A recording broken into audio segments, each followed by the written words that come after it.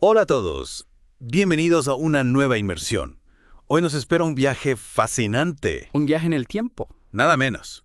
Vamos a explorar el arte prehistórico y el nacimiento de las primeras civilizaciones. Usaremos un extracto de un libro de texto español sobre historia del arte como guía, Exacto, desde las primeras pinturas rupestres. hasta las imponentes pirámides de Egipto. Descubriremos cómo se expresaban nuestros antepasados, ¿Y qué nos revela su arte sobre su forma de vida, sus creencias? su relación con el mundo, Imagínate vivir en un mundo sin ciudades, sin libros. sin internet. ¿Cómo crees que sería la vida? ¿Cómo te comunicarías? ¿Cómo dejarías tu huella en el mundo? Preguntas fascinantes. El arte nos puede ofrecer algunas respuestas. Empecemos por el Paleolítico. ¿El qué? El Paleolítico. Un periodo que abarca desde hace unos 2,5 millones de años, Madre mía. hasta hace aproximadamente 10.000 años. Una barbaridad de tiempo. ¿Y qué sabemos del arte de esta época? Pues mira, lo más sorprendente es que las primeras manifestaciones artísticas que conocemos en Occidente Ajá. datan de hace 25.000 a 30.000 años. ¿En serio? En pleno Paleolítico Superior. O sea que nuestros antepasados ya tenían inquietudes artísticas, Ya, incluso en un entorno tan hostil como el de la última glaciación. vivir en la era glacial debía ser durísimo. No era precisamente un paraíso terrenal. Imagínate. Un clima gélido, Uf, escasez de alimentos, claro. la amenaza constante de los depredadores, Güey. la supervivencia diaria era un reto enorme. Y en medio de esa lucha por la supervivencia surge el arte. Interesante, ¿verdad? ¿Crees que sería como una especie de refugio?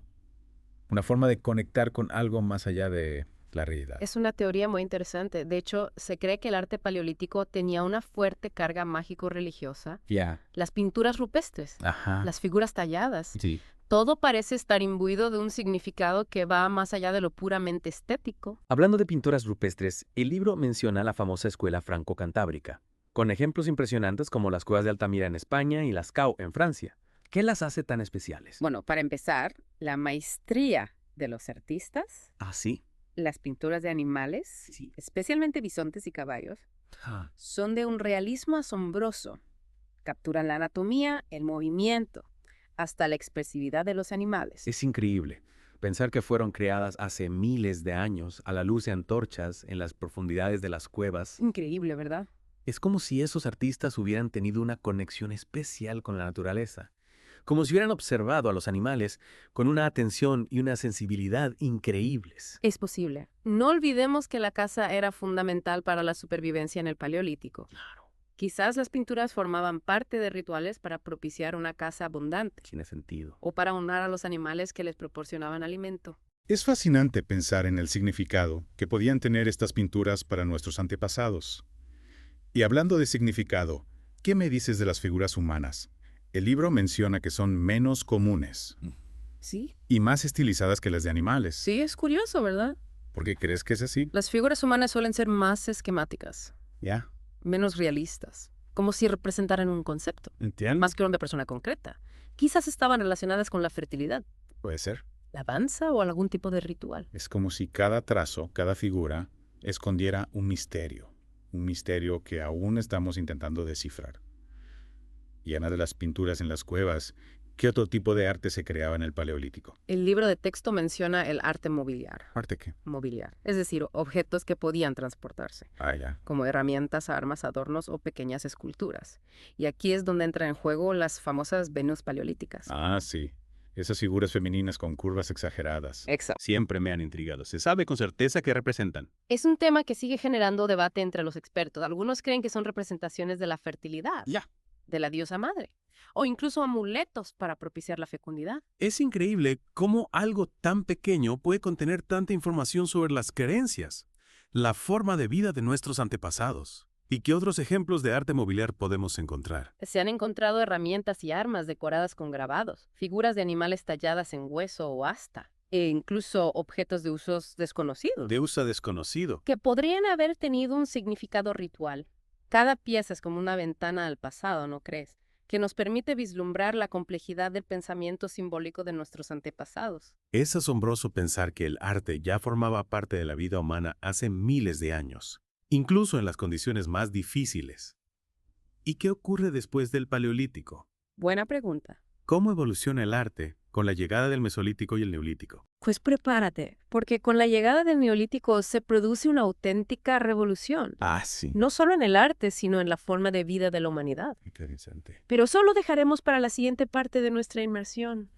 Seguimos nuestra inmersión. Y como prometimos, nos adentramos en el Neolítico. Una época de grandes cambios. De grandes cambios, que transformaron para siempre la historia de la humanidad. Si no me equivoco, aquí es donde nuestros antepasados abandonan la vida nómada Exactly. y comienzan a asentarse. El Neolítico marca el inicio de la agricultura y la ganadería, lo que permite a las comunidades establecerse en un lugar fijo y cultivar la tierra. Eso debió cambiar radicalmente su forma de vida, pasar de ser cazadores-recolectores a agricultores. Menudo cambio. Imagina el impacto. La posibilidad de producir sus propios alimentos les proporcionó mayor seguridad, estabilidad, y les permitió desarrollar nuevas tecnologías y formas de organización social. Y por supuesto, estos cambios también se reflejan en el arte. ¿Qué nos dice el libro sobre el arte neolítico? Bueno, en primer lugar, observamos un cambio de escenario. Un cambio. Las pinturas rupestres Y sí. ya no se encuentran solo en las profundidades de las cuevas, Yes. sino también al aire libre, Al aire libre. en abrigos rocosos, Más. más accesibles. Como si quisieran compartir su arte con un público más amplio. Es una posibilidad. Además, el estilo de las pinturas también evoluciona. También. En la escuela levantina, Levantina. que floreció en el este de España, Ajá. vemos un mayor protagonismo de las figuras humanas. ¿Y en qué se diferencian estas figuras de las que veíamos en el Paleolítico? Son más dinámicas, están en movimiento y se representan en escenas A ver. que narran actividades cotidianas. La caza, la recolección, la danza, los rituales. Es como si el arte se volviera más narrativo, más cercano a la vida cotidiana. Exacto. Es como si los artistas neolíticos quisieran plasmar en las rocas su nueva forma de vida, sus creencias, sus experiencias. Y hablando de nuevas formas de expresión, el neolítico también nos trae una de las manifestaciones artísticas más enigmáticas, impresionantes, el megalitismo. Ah, sí. Esas construcciones de piedra gigantescas que todavía nos dejan con la boca abierta. ¿Qué me puedes contar sobre ellas? Los monumentos megalíticos, Sí. como los menhires, los dólmenes y los cromlech. Son estructuras construidas con grandes bloques de piedra, ¿Y cómo los colocaban? sin utilizar ningún tipo de argamasa o cemento. Es increíble pensar en la cantidad de esfuerzo, de organización que se requería para transportar y colocar esas piedras enormes. Y se sabe con certeza para qué se usaban. Aunque todavía hay muchos misterios por resolver. Claro. La mayoría de los expertos coinciden en que estaban relacionados con prácticas funerarias y rituales. Pues danos algunos ejemplos. Claro. Los dólmenes, Sí. por ejemplo, eran tumbas colectivas, donde se enterraban a los miembros de una misma comunidad. Como una especie de panteón familiar prehistórico. Exacto. Y los cromlech, Ajá. como el famoso Stonehenge en Inglaterra, Ah, sí. podrían haber tenido una función astronómica Oh. o ceremonial. Se cree que se utilizaban para observar los movimientos del Sol y las estrellas, y para celebrar rituales relacionados con los ciclos de la naturaleza. Es fascinante pensar que nuestros antepasados ya tenían un conocimiento avanzado del cielo y de los astros. Y además, el hecho de que estas construcciones megalíticas se encuentren en diferentes partes del mundo sugiere que había algún tipo de conexión cultural entre comunidades muy distantes. No, sin duda. El megalitismo es un fenómeno global que nos habla de la capacidad de las sociedades neolíticas para organizarse, cooperar y transmitir conocimientos a través de grandes distancias.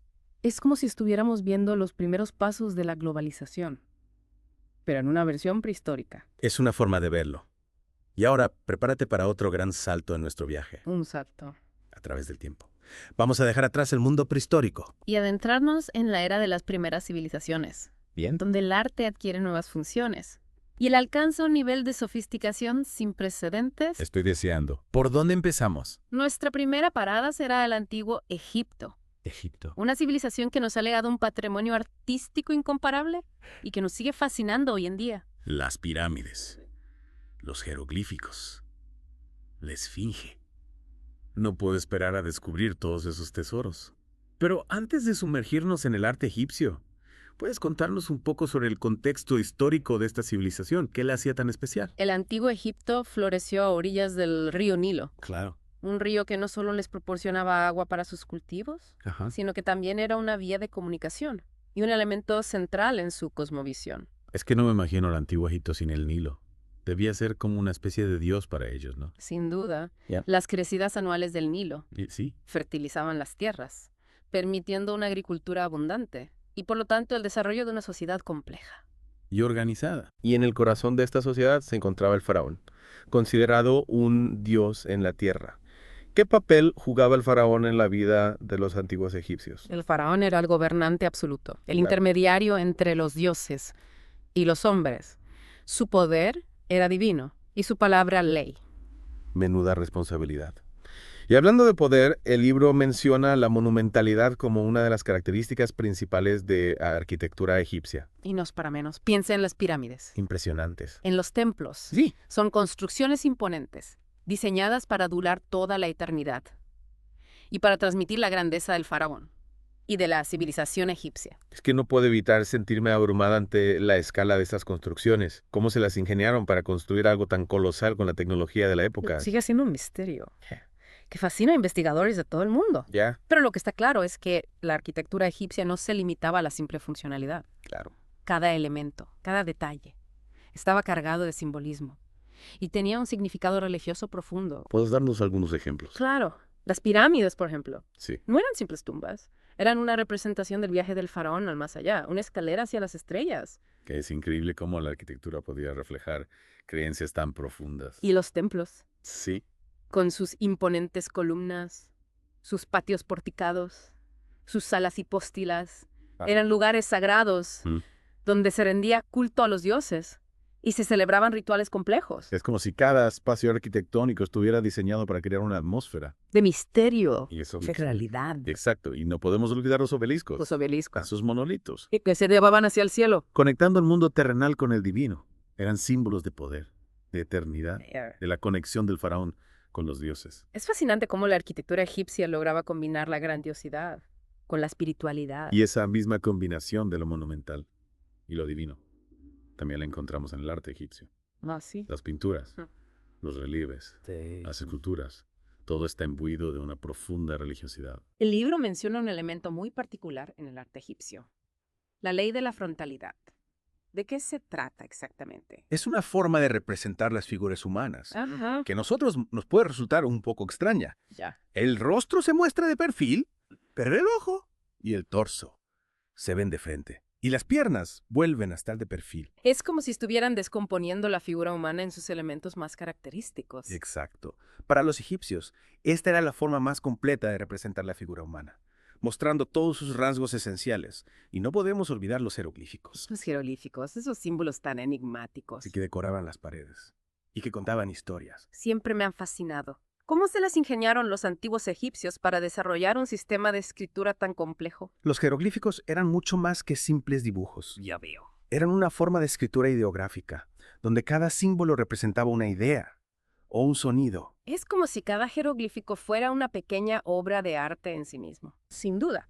Y además los jeroglíficos no solo se utilizaban para escribir textos, también se usaban como elementos decorativos en templos, tumbas y objetos cotidianos. Es como si el arte y la escritura estuvieran íntimamente ligados en la cultura egipcia. Exacto. Y esa misma atención al detalle, esa búsqueda de la belleza y la armonía, también la encontramos en la escultura egipcia. Esas figuras hieráticas, con los brazos pegados al cuerpo Sí. y una mirada que parece perderse en la eternidad, siempre me han transmitido una sensación de serenidad y solemnidad. Los egipcios buscaban la belleza en la proporción, Ajá. en la armonía de las formas.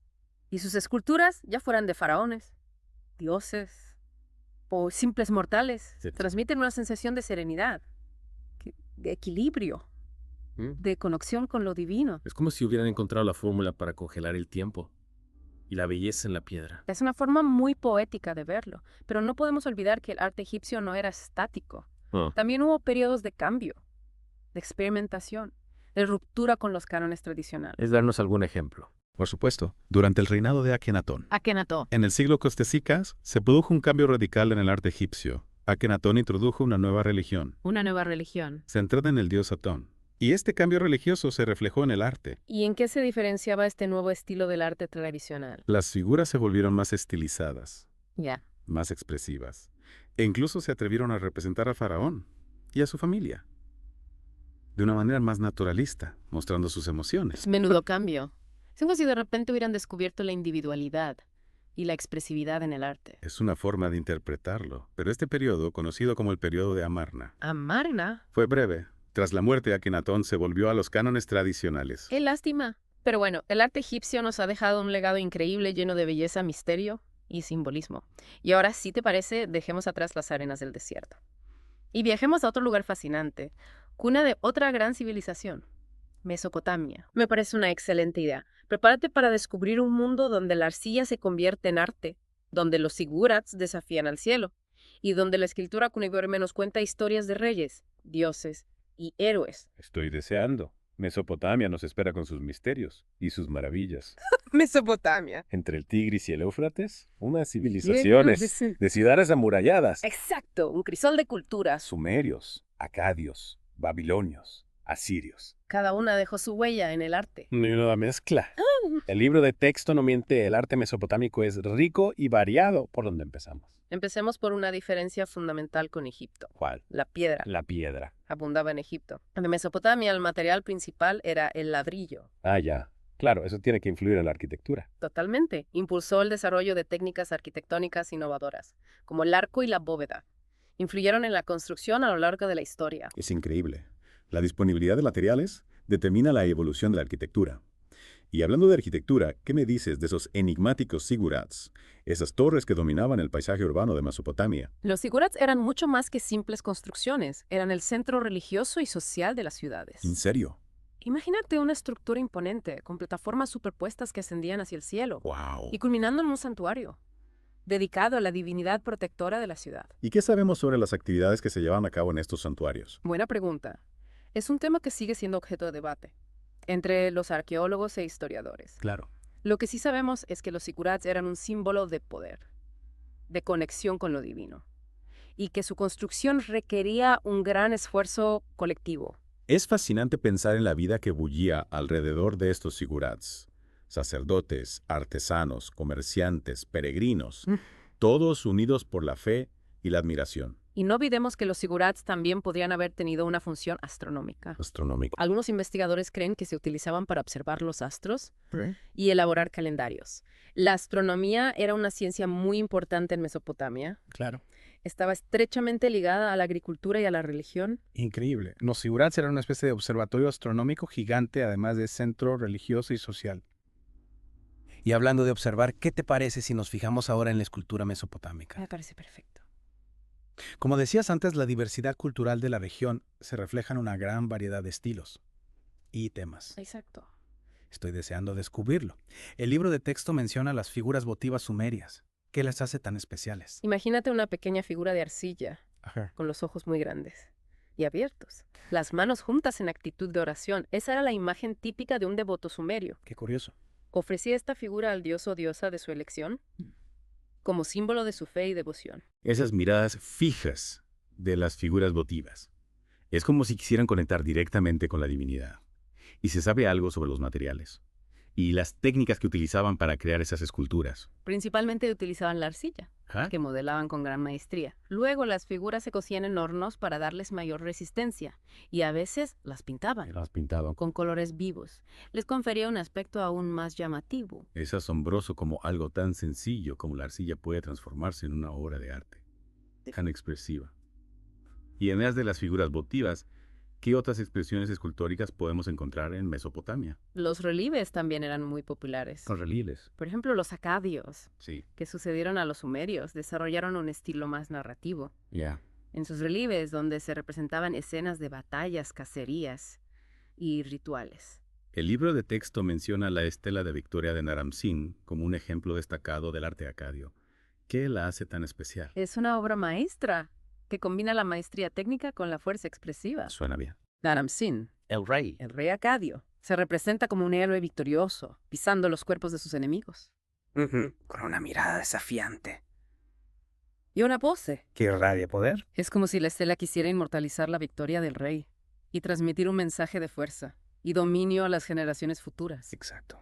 Y la estela de Naram-Sin no es un caso aislado. A lo largo de la historia de Mesopotamia, los relieves se utilizaron para glorificar a los reyes, narrar hazañas militares y propagar la ideología dominante. Es fascinante cómo el arte se convierte en una herramienta de propaganda y de control social. ¿Y qué me dices de los babilonios? ¿Qué tipo de esculturas creaban? Sus babilonios son conocidos por sus kudurrus. Kudurru. Eran estelas de piedra que marcaban los límites de las propiedades y que estaban decoradas con relieves de dioses y símbolos.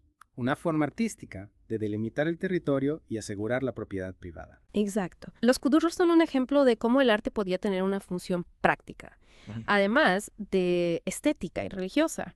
Y no podemos olvidar a los asirios, un pueblo guerrero que destacó por sus relieves monumentales, que decoraban las paredes de sus palacios. El libro de texto los describe como escenas de guerra, caza y vida cortesana, llenas de realismo y detalle. Imagínate un relieve que representa una cacería de leones. El rey asirio, armado con arco y flecha, se enfrenta a un león enfurecido, ¡Qué escena! mientras sus sirvientes lo protegen, con lanzas y escudos. La escena está llena de movimiento, de tensión, de detalles. Te transportan a la acción. Es como si estuvieras viendo una película de acción en piedra. Es una buena comparación. Los relieves asirios eran una forma de propaganda, de mostrar al mundo el poderío militar del imperio y la valentía de sus reyes. Y hablando de mostrar al mundo, ¿qué me dices de las artes aplicadas en Mesopotamia? ¿Qué tipo de objetos creaban? Los mesopotámicos eran expertos en el trabajo del metal, la cerámica, la madera, el marfil. Creaban objetos de una gran belleza y refinamiento, ¡Qué maravilla! desde joyas Y era arma. hasta muebles y utensilios cotidianos. Recuerdo haber visto imágenes del estandarte de Ur, una obra maestra del arte sumerio. El estandarte de Ur es un ejemplo excepcional Sí. de la maestría de los artesanos mesopotámicos. Está hecho de madera, con incrustaciones de conchas, lapislázuli y cornalina, que forman escenas de guerra y paz. Es una obra que te da sin aliento. Por la riqueza de sus detalles y la belleza de su composición. Exactamente. Es como si cada objeto, desde el más pequeño hasta el más grande, estuviera imbuido de un sentido artístico y de una búsqueda de la belleza. Exacto. El arte no era algo separado de la vida cotidiana en Mesopotamia, sino que estaba presente en todos los ámbitos, desde los objetos más utilitarios hasta los monumentos más grandiosos. Y con esa imagen de la belleza cotidiana en Mesopotamia, damos por concluido nuestro viaje por el arte prehistórico y de las primeras civilizaciones. Hemos recorrido un largo camino, desde las cuevas del Paleolítico hasta las ciudades amuralladas de Mesopotamia, descubriendo la riqueza y diversidad del arte antiguo. Ha sido un viaje fascinante, lleno de sorpresas y descubrimientos. Espero que los oyentes hayan disfrutado tanto como nosotros explorando las huellas que nuestros antepasados dejaron en el mundo. Y que este viaje les inspire a seguir descubriendo la historia del arte, una historia que nos conecta con nuestro pasado y nos ayuda a comprender mejor nuestro presente. Hasta la próxima inmersión.